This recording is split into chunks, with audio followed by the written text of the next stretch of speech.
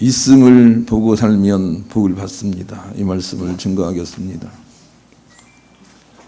모든 불행 중에도 행복이 있고 아픔 중에도 치유가 있으며 가난 중에도 부유가 있고 모든 어려움 중에서도 형통이 있습니다. 그것을 바라보는 게 중요합니다. 그리고 그것을 붙들고 사는 사람은 갑자기 자유가 찾아오고 세상의 모든 문제를 넉넉하게 이기는 길이 열리게 될 것입니다. 모든 상황 속에는 하나님 당신이 있음으로 계시기 때문에 있는 것입니다. 그것을 바라보는 게 정말 중요합니다.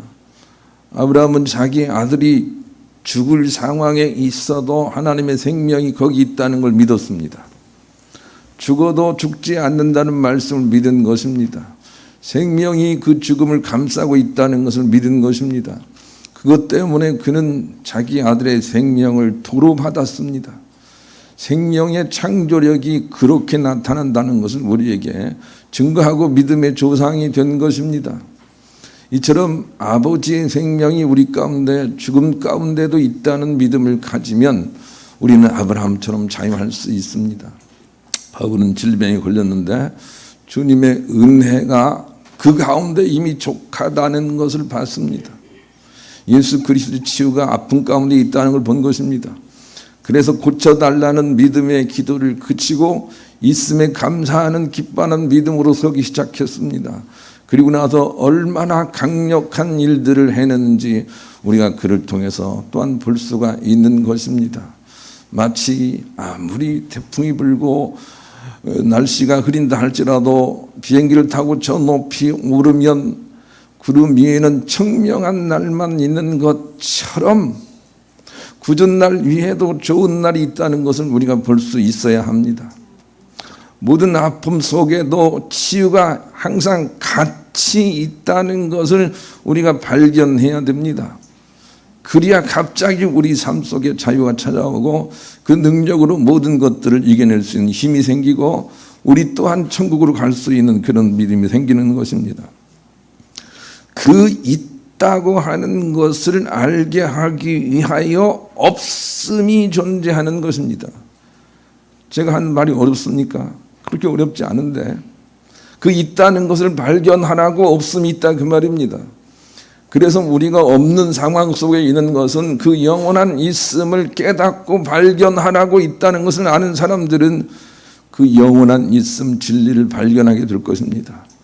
그리고 그 고난을 노래하게 될 것입니다. 내가 고난 때문에 고난이 없는 세계를 발견했습니다 하고 노래하게 될 것입니다. 그런 사람들이 이 땅에서도 천국을 누리고 영원한 복락으로 나가게 됩니다. 욥을 보세요. 고난이 어떻게 옵니까? 고난은 고난의 문제를 두려워하기 때문에 고난이 고착화된다는 것을 욥이 우리 가운데 가르쳐주고 있습니다. 그러나 하나님은 욥을 눈을 들어서 고난 가운데도 이미 하나님의 모든 충만이 만물을 붙들고 있다는데 자꾸 그를 깨워냅니다. 그래서 고난 가운데도 주님의 사랑이 있다는 것을 그가 깨닫고 나서 크게 회개하고 그리고 참복의 사람으로 세워진다는 것이 욥기서의 대지가 아닙니까? 그러니 고난은 그 가운데 이미 충만한 하나님의 있으신 하나님이 계시다는 것을 발견하라고 고난이 있다는 것을 이해하는 게 중요합니다. 나의 가난은 내 속에 부유가 있다는 것을 발견하라고 가난하다 그 말입니다. 그리고 그 부유를 붙들고 가난의 문제에 오히려 감사함으로 주님 앞에 설 수 있게 될 때 하늘의 부유가 내려와서 세상 사람들과는 구별이 되는 아주 분별된 참복을 누리는 사람이 되게 되는 것이지요. 광야의 백성들을 주께서 부르시고 바로 복을 주시지 않으신 이유를 우리가 이해해야 됩니다. 그것은 바로 그들 속에 없는 속에 고난 속에 이미 하나님의 사랑이 충만히 있음을 발견하게 하시려고 그들을 고난 가운데 이끄신 것입니다. 그것을 우리가 알 수 있어야 되겠어요. 신명기 8장 2절로 3절을 같이 읽어보십시다. 시작. 네 하나님 여호와께서 이 40년 동안에 네게 광야 길을 걷게 하신 것을 기억하라. 이는 너를 낮추시며 너를 시험하사 네 마음이 어떠한지 그 명령을 지키는지 지키지 않는지 알려 하심이라. 너를 낮추시며 너를 줄이게 하시며 또 너도 알지 못하며 내 조상들도 알지 못하던 만나를 내게 먹이신 것은 사람이 떡으로만 사는 것이 아니요 여호와의 입에서 나오는 모든 말씀으로 사는 줄을 내가 알게 하려 하심이니라. 하나님은 분명한 뜻을 가지고 이스라엘 백성들, 사랑하는 백성들을 고난 가운데 이끄셨습니다. 그 고난은 문제가 아니고 그 고난 위에 역사하시는 영원한 말씀이신 하나님으로 넉넉하게 살 수 있음을 가르쳐 주시기 위하여 광야 교회에서 훈련을 했다는 것입니다. 우리도 하나님께서 부르신 이유가 그러하다는 걸 잊으면 안 됩니다. 우리를 불러서 광야 같은 인생 속에 교회를 세우시고 그 백성으로 이끄시는 이유는 사람이 떡으로만 사는 것이 아니고 눈에 보이지 않고 영원한 생명이신 하나님 말씀으로 사는 것을 알게 하시기 위해서 우리를 고난 가운데 주님이 이끌고 계시다는 것이지요. 그래서 영원한 있음을 발견하는 자마다 하나님의 참복을 받을 거예요. 천국이 그의 것이 될 거예요. 인생 안에서 그 영원한 있음을 발견하고 눈을 떠서 보고 안식의 삶을 살다가 그 힘으로 영원한 천국에 들어가서 영생 복락을 누리며 사는 것이 바로 우리 인생을 향하신 하나님의 계획이며 일이십니다. 하나님은 지금도 그 계획과 일을 시행하시려고 인간의 뜻대로 일이 되지 않게 하심으로 인간으로 하여금 제껴를 내려놓고 영원한 있음이신 당신을 바라보게 하고 계시는 것이지요. 그러니 원하는 대로 일이 되지 않을 때에는 감사하는 마음으로 오 하나님, 오 그리스도여 하고 하나님을 떠올려 의지하곤 해야 합니다. 그래야 훈련된 사람으로 안식에 이르고 천국에 이르기 때문입니다. 우리 인생에 일어나는 알 수 없는 억울함은 바로 그 하나님의 일을 하시기 위한 하나님의 계획이라는 것을 오늘 본문이 우리에게 설명해 주고 있습니다. 그런 내용인데 의미를 생각하면서 본문을 다시 한번 읽겠습니다. 시작. 예수께서 길을 가실 때에 날 때부터 맹인된 사람을 보신지라. 제자들이 물어 이르되 라피여 이 사람이 맹인으로 난 것이 누구의 죄로 인함이니까? 자기니까 그의 부모니까? 예수께서 대답하시되 이 사람이나 그 부모의 죄로 인한 것이 아니라 그에게서 하나님이 하시는 일을 나타내고자 하심이라. 때가 아직 낮음에 나를 보내신 이의 일을 우리가 하여야 하리라. 밤이 오리니 그때는 아무도 일할 수 없느니라. 내가 세상에 있는 동안에는 세상의 빛이로라. 이 말씀을 하시고 땅에 침을 뱉어 진흙을 이겨 그의 눈에 바르시고 이르시되 실로암 못에 가서 씻으라 하시니 실로암은 번역하면 보냄을 받았다는 뜻이라. 이에 가서 씻고 밝은 눈으로 왔더라. 어떤 내용인지 아시겠지요? 우리 인생 안에서 우리가 해야 될 일이 바로 눈을 씻고 밝히 보는 것이다 라고 우리에게 가르쳐 주시며 그런 일이 있으라고 인간에게 억울한 상황이 있는 것이라고 설명을 하고 있는 것입니다. 그런 깨우침이 있으라고 인간에게 억울한 상황이 있다는 것입니다. 그것을 이해하는 게 정말 중요합니다. 그래서 인생은 자기가 원하는 대로 되지 않는 것이 정상입니다. 저도 태어났을 때부터 우리 형보다 월등하게 못생겨서 우리 이모들이 날 없는 걸 그렇게 창피하게 생각을 했대요. 우리 형만 업고 다니려고 하고 저는 그냥 그랬다는 거예요. 태어날 때부터 잘 생겼으면 얼마나 좋겠습니까? 그러나 그렇게 자기 몸대로 되지 않습니다. 이것을 하나님의 뜻으로 이해할 수 있어야 합니다. 엄마 왜 나를 이렇게 낳았어요? 그렇게 말할 수 없는 이유를 깨달아야 된다 그 말입니다. 이사야 45장 10절로 13절 그렇게 지적을 하고 있어요. 한번 읽어보십시다. 시작. 아버지에게는 무엇을 낳았소하고 묻고 어머니에게는 무엇을 낳으려고 해산의 수고를 하였소 하고 묻는 자는 화 있을진저. 이스라엘의 거룩하시니 곧 이스라엘을 지으신 여호와께서 이같이 이르시되 너희가 장래일을 내게 물으며 또 내 아들들과 내 손으로 한 일에 관하여 내게 명령하려느냐. 내가 땅을 만들고 그 위에 사람을 창조하였으며 내가 내 손으로 하늘을 펴고 하늘의 모든 군대에게 명령하였노라. 내가 공의로 그 일을 일으키라. 그의 모든 길을 곱게 하리니 그가 나의 성읍을 건축할 것이며 사로잡힌 내 백성의 값이나 갚음이 없이 놓으리라. 만군의 여호와의 말이니라 하셨느니라. 이해가 되시죠? 하늘 아버지가 우리를 만드신 것은 하나님께서 우리를 공의로 세우기 위하여 억울하게 만드시기도 한다는 겁니다. 억울하게 만드시기도 한다는 것입니다. 그런데 너는 창조주 내게 명령하겠느냐? 하나님 왜 나를 이렇게 만들었습니까? 그렇게 말할 수 있겠느냐는 겁니다. 부모가 자녀를 명품으로 만들고 싶지 않은 사람이 누가 있겠어요? 그런데 자녀들이 부모에게 할 일 없이 왜 나를 이렇게 낳았어요? 말할 수 없다는 것을 우리가 알아야 합니다. 우리 원대로 되지 않는다는 것, 그것은 진실로 하늘 아버지의 영원하심을 찾으라고 그렇게 하신다고 하나님께서 우리에게 설명하고 계신단 말입니다. 그걸 깨달아야 됩니다. 나는 우리 교회가 예배할 때마다 앉을 자리가 없어 꽉꽉 찼으면 좋겠어요. 아멘 해 주시는 것도 좋지만 그렇게 안 된다 그 말입니다.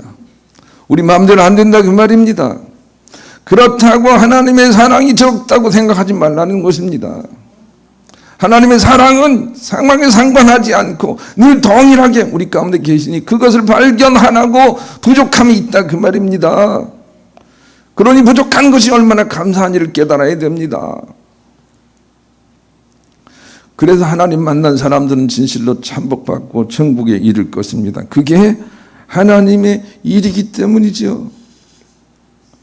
누가복음 16장을 읽어보면 두 사람이 나옵니다. 한 사람은 정말로 세상에 성공하고 많은 걸 누린 사람입니다. 부자입니다. 그런데 한 사람은 그 부자의 집 문 앞에서 빌어먹고 있는 거지 나사로입니다. 결론을 말하면 거지 나사로는 아브라함 품에 안겨서 천국에 들어갔고 부자는 지옥에 갔습니다. 예수님께서 왜 이런 말씀을 비교해서 말씀을 하셨는지를 기억을 해야 됩니다.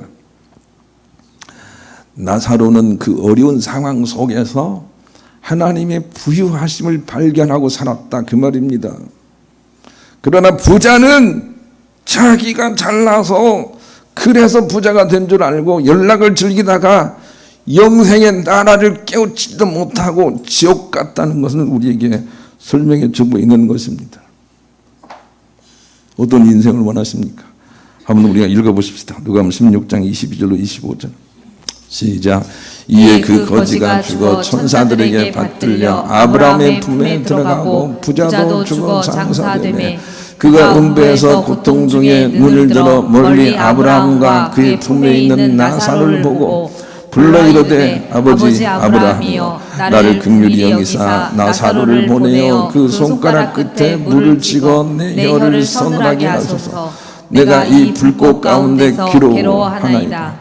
아브라함이 이르되 예 너는 살았을 때 좋은 것을 받았고 나사로는 고난을 받았으니 이것을 기억하라. 이제 그는 여기서 위로를 받고 너는 기름을 받는다.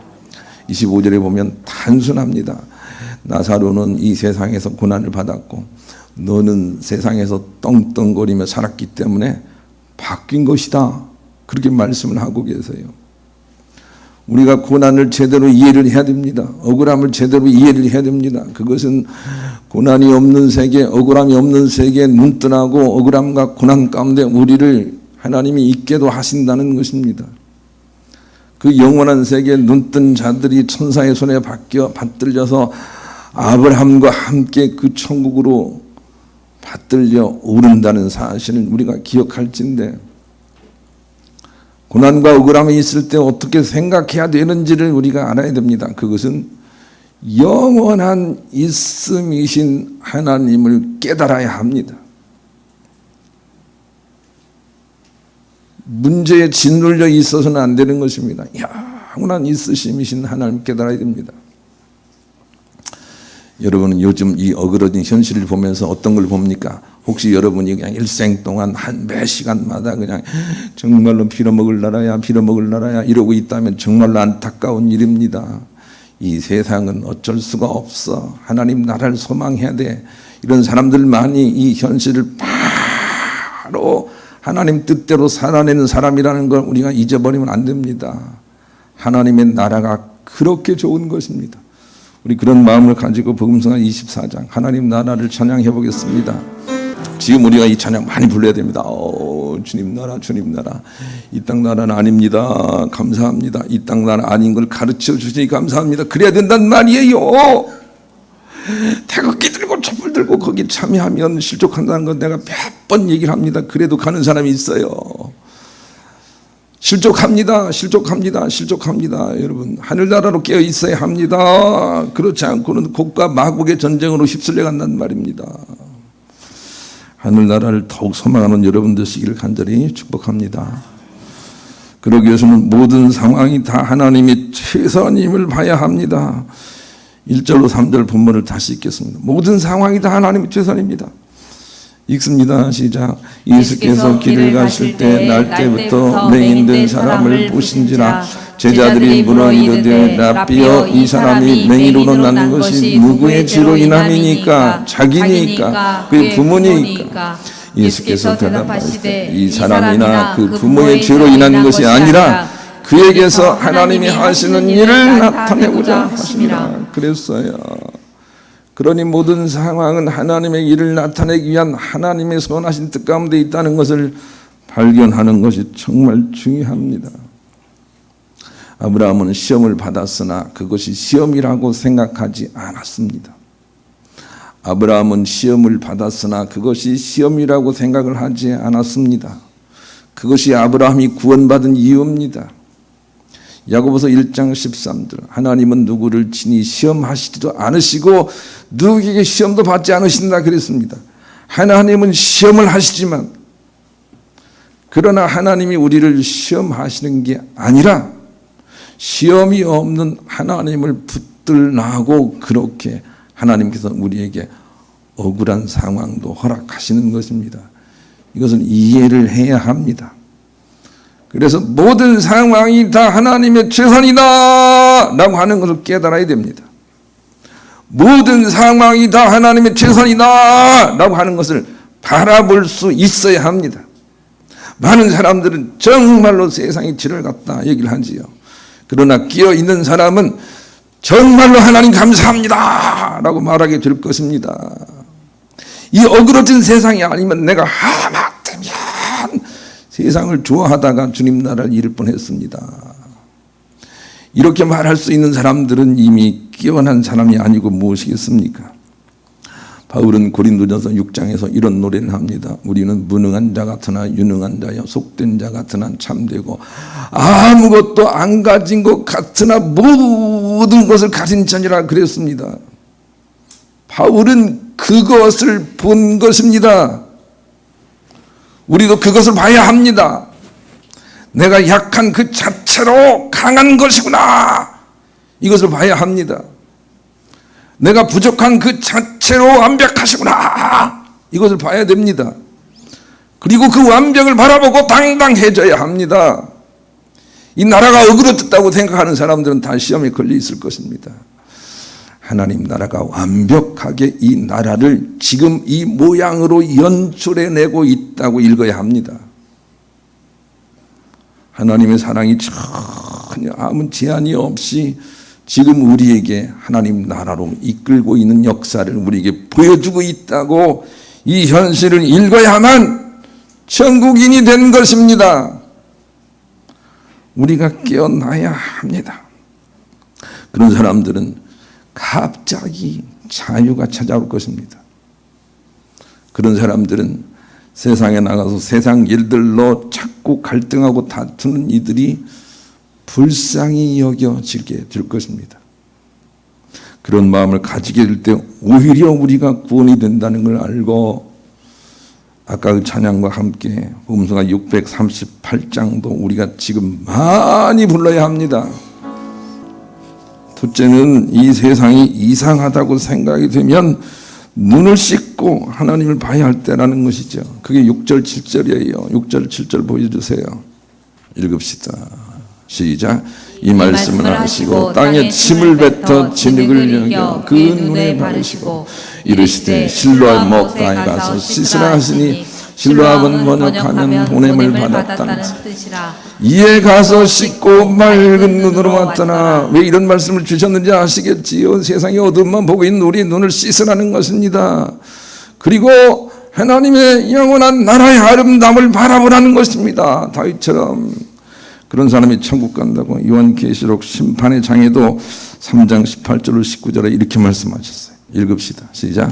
내가 너를 권하노니 내게서 불로 연단한 금을 사서 부요하게 하고 흰옷을 사서 입어 벌거벗은 수치를 보이지 않게 하고 안약을 사서 눈에 발라보게 하라. 우린 내가 사랑하는 자를 책망하여 징계하노니 그러므로 네가 열심을 내라 회개하라. 안약을 사서 발라보게 하라 그랬단 말이에요. 뭘 보라는 거예요? 세상을 또록또록하게 보라는 거예요? 아니에요. 하나님 나라를 보라는 거예요. 그렇지 않고는 우리가 천국으로 갈 수가 없는 것이지요. 1963년 송영이라는 여인이 태어났습니다. 이 여인은 건강하게 태어났으나 의사가 뇌를 잘못 건드는 바람에 그만 장애인이 되고 말았습니다. 묵뼈 하나 제대로 가눌 수 없는 그런 사람이 되는 것이지요. 얼마나 많이 고민을 했을까요? 젊은 청춘이 되기까지. 그러나 16살 때 그는 자기 몸이 질그릇이라는 걸 깨달았습니다. 내 질그릇이 중요한 게 아니고 내 안에 보배가 무엇이냐가 중요하다는 깨달은 것입니다. 그리고 자기 안에 영원한 선이신 하나님이 계시다는 걸 알고 그리고 노래하기 시작했습니다. 시를 쓰기 시작했습니다. 하나님을 증거하기 시작했습니다. 그가 지은 노래 중에 나 가진 것은 없으나 하는 찬양도 있는데 우리 한번 불러보겠습니다. 그 사람은 승리한 사람입니다. 제가 청년들 지도할 때 잘생긴 녀석들 회개해라 그랬더니 막 반발이 심하더라고요. 못생긴 사람 감사하시기 바라요. 진실로 하늘나라에서 아름다운 새 몸 이룰 것을 소망하는 그런 능력이 못생긴 사람에게 더 많기 때문에 그래요. 그리고 바라보는 자들은 다 아름다운 인상도 회복받게 될 거예요. 팀 밀러라는 사람이 이런 말을 했어요. 나는 교회를 열심히 다니는 성가대원이었으나 눈을 감은 채 연주하는 한 뮤지션을 만나기 전까지는 헛된 찬양자였습니다. 그는 연주를 하며 눈을 쫙 감고 분명 현실이 아닌 다른 것을 떠올려 찬양을 하곤 한 것입니다. 그것을 보다가 나는 하나님을 만났습니다. 그때부터 나의 찬양과 예배는 달라졌습니다. 전에는 그냥 찬양자였는데 지금은 욥처럼 하나님을 보고 찬양합니다. 그러자 제 삶도 욥처럼 회복이 되기 시작을 했습니다. 나는 여러분들이 예배를 소중히 여겨야 되는 이유를 여러 번 설명했습니다. 주님을 묵상하는 시간이에요. 찬양하는 시간을 여러분에게 여러 번 설명했습니다. 주님을 묵상하고 떠올리는 시간이에요.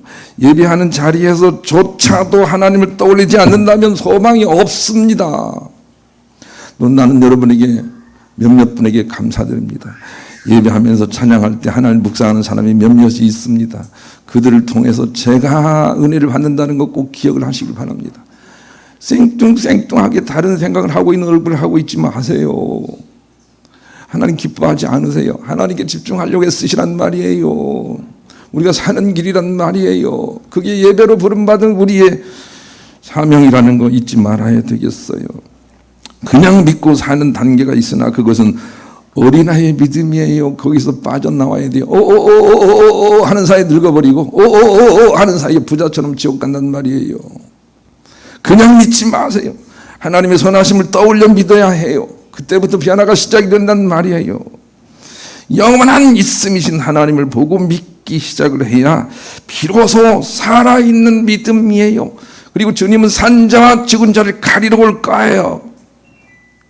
지금이 바로 살아나야 할 때 있는 것이죠. 그리고 그것을 보고 믿는 자가 복되다고 예수님께서 친히 말씀하셨어요. 누가복음 10장 23절 마지막으로 읽읍시다. 시작. 제자들을 돌아보시며 조용히 이르시되 너희가 보는 것을 보는 눈은 복이 있도다 그랬어요. 힘들고 어렵지만 선하신 하나님, 언제나 우리를 사랑으로 역사하신 조금도 어둠이 없인 하나님을 보시기로만 하고 그것 때문에 담대해져서 하나님의 참복과 천국에 들어가시는 여러분 될 수 있기를 우리 주님의 이름으로 간절히 축원합니다.